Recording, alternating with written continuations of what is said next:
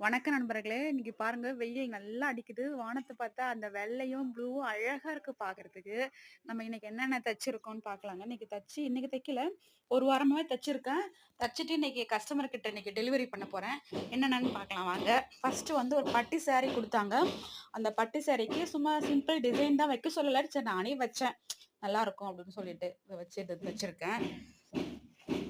இது சாரி இதுதாங்க. இது முந்தி முந்தி கான்ட்ராஸ்ட்டா வருது. அதுக்கப்புறம் பார்த்தோன்னா, சாதா பிளவுஸ் ஒரு 6 பிளவுஸ் தச்சிருக்கேங்க. இது தச்சு முடிச்சாச்சு. அதுக்கப்புறம் பார்த்தோன்னா, இது ஒரு கஸ்டமர் இதுங்க.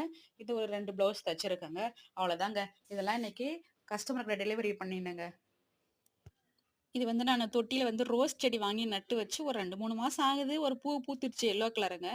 எல்லோ கலர்ல ரெட் கலருங்க. இப்ப வந்து இன்னொரு மொக்கு விட்டுருக்குது. இத பாருங்க அழகா. இந்த மொக்கு இன்னும் ஒரு 2, 3 நாள்ல பூத்துரும்.